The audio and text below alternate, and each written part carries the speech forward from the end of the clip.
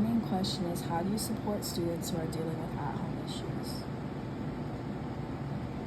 My sub-questions are, how do you help students open up about their personal issues?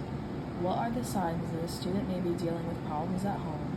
And how do you communicate with parents who are less involved? So how do you help students open up about their personal issues? The major components of this are establishing a relationship of care and trust so that students know that they can come to you when they may be facing issues outside of school. You also need to show empathy and understanding and create a classroom culture of support and acceptance so that students feel safe in this environment. What are signs that a student may be dealing with problems at home? Withdrawal from friends or usual activities, change in behavior, like when a student who is typically cheerful becomes more withdrawn, lack of hygiene or clothing, frequent absences or tardiness, lack of self-esteem, trouble paying attention in class, and when a child does not want to go home or contest at the end of the day. How do you communicate with parents who are less involved in their child's schooling? The most important thing is to approach the parents with an understanding and non-judgmental attitude. Parents are more likely to want to participate and cooperate when they don't feel that the teacher is seeing them in a negative light. Another important aspect is to acknowledge the possible challenges a parent may be having, such as health issues or poverty. It is also important to build trust in a relationship.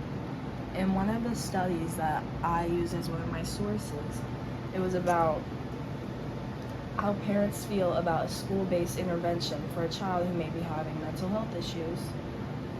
Parents are less likely to want their child to be in a school-based intervention when they don't feel that they have strong relationships with the teachers and the school. Another thing you can do is set up meetings around their schedule and accommodate them because they may have a more busy schedule than other parents. Another important thing is to offer resources such as local community resources, mental health services, and after-school programs. Now here are some resources that can be very beneficial for students, their families, and for educators as well. The first one is the National Children's Alliance. The National Children's Alliance developed the #It'sYourBusiness campaign to spread awareness about the signs of child abuse and what it takes to actually make a report. It encourages teachers to actually do something when they suspect child abuse because they may be the only one who will. The next resource is the National Child Traumatic Stress Network. This organization works to raise the standard of care and improve access to services for traumatized children as well as their families. It also has resources designed to help educators reduce stress for their students who may be impacted by trauma. These next two resources, Waterford.org and National Education Association, both work to help families and parents to become more involved in their child's schooling. They have articles on how to promote family engagement and how family engagement leads to student success. The National Education Association works to help educators and families work collaboratively to ensure student success at home and at school. The final resource is Help Me Grow, which is an organization that works with children with behavioral issues in school. It is not uncommon for students from an unstable home life to have issues in their overall academic achievement and emotional regulation, and Help Me Grow works to support these students.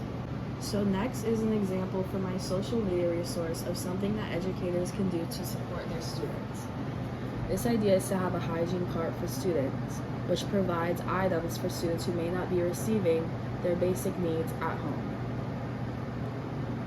The items that teachers have in these carts vary, but the most common ones are deodorant, toothpaste, and a toothbrush, feminine hygiene products, and snacks. For my human resource, I chose a former preschool teacher at the Soulard School, Rachel Hansworth. One of the first questions I asked her were what behaviors or signs might alert you that a student may be having problems outside of school, and she emphasized to look out for the more subtle changes, and although that the behaviors aren't definitive, They can prompt you to pay closer attention and offer extra support to students when you notice them, and check in with them independently.